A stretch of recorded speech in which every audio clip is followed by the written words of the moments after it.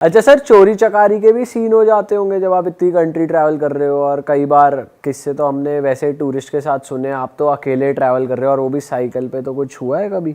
हाँ यार, हो जाते हैं, बहुत बार हो जाते हैं, चोरी चकारी के भी हो जाते हैं। तो मैं ईरान में था। ईरान में क्या हुआ कि ईरान जब आप ट्रैवल करते हो तो मैं जिस रास्ते से गया था उसके 1500 किलोमीटर में एक साइड में एक सिराज करके शहर पड़ता है। तो मैं पहुँच गया तेहरान। तेहरान से वो सिराज बिल्कुल अलग रूट पे था, जो मेरे रूट में ही नहीं था। पर मैं इंडियन एम्बेसी गया, एम्बेसडर सर बोले कि अगर ईरान आए और सिराज ना देखा तो आपने कुछ नहीं देखा। ठीक है जी, देख आता हूँ। तो मैंने साइकिल एम्बेसी में खड़ी की और चला गया मैं। बस से लेके और चला गया, वापिस आया, आते वक़्त मैं बस से स्टेशन से उतर के मेट्रो स्टेशन की तरफ आ रहा था। एक भाई साहब आए, अ, ऐसे फ़ोन पे अपना मैप देख रहा था, फ़ोन लेके चले गए। अब करें तो करें क्या? अच्छा, ईरान का एक और लफड़ा था भाई, वहाँ एटीएम नहीं चलता, वहाँ सोशल मीडिया नहीं चलता कुछ भी। और हम ज़्यादा कलाकार होते हैं, मेरे पास जितने पैसे थे मैंने इसके पीछे वो अपना फ़ोल्ड कवर करके में? कवर में फ़ोल्ड करके ना, और $100 थे, तो वो भी ले गया भाई। वो बाइक पे था या फिर कैसे था? बाइक पे थे, उसने मेरे को धक्का मारा, मैं गिरा और लकीली वो सिर्फ़ फ़ोन का टारगेट था, मेरा गोप्रो हाथ में था, मैंने गोप्रो साइड में गिरा, तो गोप्रो बच गया मेरा। मेरे को सबसे अच्छी खुशी ये है कि फ़ोन गया, गोप्रो बच गया। पर क्या हुआ है कि वहाँ का सारा फुटेज निकल गया वो उस चक्कर में, क्योंकि फुटेज अब इम्पोर्टेंट होता है, फ़ोन में जितना फुटेज था वो सारा चला गया। तो भाई हो गया चलो, अब पर्स में देखा, पर्स में $40 हैं, $40 में 700 किलोमीटर राइड करनी है। चलो ये बात निकली है तो इस एक्सपीरियंस को मैं शेयर करता हूँ आपको। तो अब मैं चल पड़ा भाई वहाँ से, 300-400 किलोमीटर तक पैसे बचाते-बचाते मैं निकल लिया। 401 किलोमीटर जाने के बाद में स्नो स्टॉर्म आ गया। ओ भाई साहब! अब करे तो करे क्या बंदा? शुरू में तो जब आई ना बर्फ गिरी तो मैं बड़ा खुश, भाई गॉड मज़ा आ रहा है, आज तो मैं डांस कर रहा, नाच रहा खुशी में। थोड़ी देर बाद में मेरी खुशी गायब, क्योंकि मेरे पास विंटर स्टफ़ नहीं, और तब तक बर्फ जो है 6 इंच के करीब जा चुकी थी। स्नोफॉल 6 इंच हो चुका था। तो अब मैंने ढूँढा भाई कि वहाँ पे ना क्या है कि 79 में इनकलाब आया था। इनकलाब बोलते हैं, वहाँ पे क्या है कि तख्ता-पलट हुआ था। तो ये जो प्रॉपर मुस्लिम कंट्री जो है वो 79 के बाद बनी थी। ईरान का, आप कहते हैं दुनिया का जो फैशन है ना, 79 से पहले ईरान से स्टार्ट होता था, इतनी फैशनेबल कंट्री थी वो। अब ढूँढा कि कहाँ पे स्ट्रोम में कहाँ क्या करूँ? तो वहाँ पे ना रिज़ॉर्ट थे, वो उस टाइम के रिज़ॉर्ट्स बंद हो गए थे। उसके बाद में क्या है कि वहाँ पे टूरिज़्म का अलग तरीके से देखने लग गए ना, तो रिज़ॉर्ट बंद है। उसके ऊपर जैसे आपने ये लाइट लगा रखी ना, इतना पूरा सुराख-सा था, झोपड़ी बना रखी थी मिट्टी वाली, और मैंने उसके अंदर अपनी साइकिल को दन्नों को फँसाया, और फँसा के साइकिल को और लेट गया। वहाँ पे एक वो था, लक्कड़ था पतला-सा, जिसको तख़्त बोलते हैं इस टाइप का। उसके बाद अब थोड़ी देर हुई, सर्दी लगने लगी। फिर मैंने अपना जो कुकिंग का स्टफ़ है उसमें से वो निकाला गैस, और उससे एक आग जला ली। आग जला ली और हो गया भाई शुरू। अब थोड़ी देर तो आग से ठंड हुई, वो जहाँ पे रखा, जिस जगह पे लेटना था उस जगह, वो जगह ही जल गई। तब तक ओह! टेम्परेचर -8-9 तक जा चुका था। अब भाई करूँ तो करूँ क्या? चलो भई ठीक है, वैसे करके यूँ करके, और उसके बिल्कुल आग के पास बैठ गया। रात के 12 बज गए। अब 12 बजे जाके क्या हुआ कि ऊपर से टपक होने लग गया, और हुआ वो जो मिट्टी का वो बना हुआ था ना, तो वो नीचे से जब आग गई ना, वो ऊपर बर्फ सारी पिघल गई, और वो सारा गंदा पानी ना, गोबर वाला पानी मेरे ऊपर आके गिर रहा है। पूरी रात मैंने ऐसे निकाली।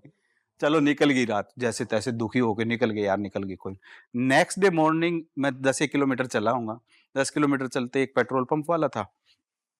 मैंने उसको कहा कि यार थोड़ा-सा नहाने-धोने का प्रबंध कर, उसने बेचारे ने बहुत हेल्प करी। मैं चल के उससे, और फिर तब तक स्नो-वनो सब बंद हो चुकी थी। मैं पहुँच गया शहर में, वहाँ से 200 किलोमीटर बॉर्डर रहता। शहर में जाके अभी मेरे पास में $25 बचे हुए थे। तो भाई $15 के में अपन ने लिया एक आलीशान सा गेस्ट हाउस। और वो गेस्ट हाउस वाले भाई साहब ने क्या किया, वो अपने जो वो वाले आते हैं ना, हीटर आते हैं, वो जो लाल होते हैं, वो वाले हीटर कॉइल वाले, हाँ, हाँ, वो हाँ। हीटर लगा दिया कमरे में। और मैं थका हुआ तो था ही, मैं जाते सो गया। सोते ही रात को हो रहा डिहाइड्रेशन हो गई और साँस फूल गया भाई साहब। तो मैंने डॉक्टर उसे रिसेप्शन वाले से पूछा, "हमारा डॉक्टर कहाँ है?" बोला कि यहाँ पे पास में एक हॉस्पिटल है। मैं उस डॉक्टर के पास में गया, मैंने जाते कहा कि डॉक्टर साहब मैं भी डॉक्टर हूँ, डॉक्टर डॉक्टर का यार हुआ है, और मुझे थोड़ी हेल्प करिए, मेरे को ऑक्सीजन दीजिए और थोड़ा-सा फ्लूइड लगाइए। तो उसने कहा ठीक है।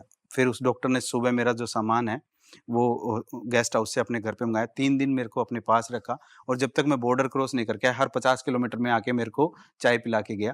तो मतलब बैड एक्सपीरियंस उसी कंट्री में हुआ और मोस्ट मतलब हॉस्पिटेबल कंट्री कहूँ तो वही कंट्री रही। मतलब अच्छे लोग भी हैं वहाँ पे, बुरे मैं एक चीज़ कहता हूँ यार, दुनिया में ना 99.99% लोग जो हैं बड़े खूबसूरत हैं।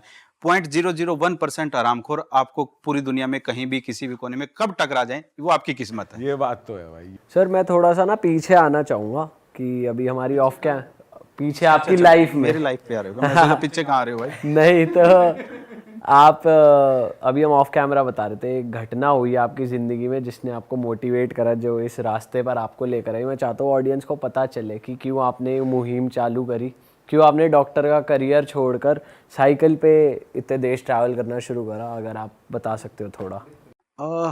ये थोड़ी लंबी सी कहानी है, इसको मैं चलो शेयर कर देता हूँ आप लोगों से। मुझे लोगों के पास ये जो बात है या फिर मोटिवेट करेगी थोड़ी बहुत। मैं प्रोफ़ेशन से डॉक्टर हूँ, मैंने एमडी किया बट आयुर्वेद में, ठीक है? तो मैंने 2006 में अपना एक हॉस्पिटल स्टार्ट किया था, मैंने और मेरी वाइफ़ ने।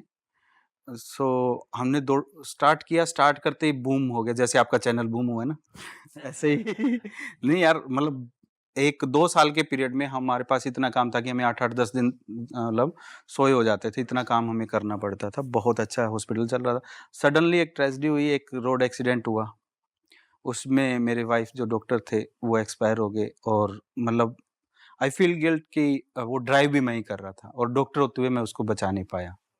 ठीक है, तो उस टाइम टूट गया एकदम से और टूट के मतलब यूँ लगा कि लाइफ़ कुछ नहीं है यार, तू मतलब जो इतनी मेहनत कर रहा था, ये है, वो है।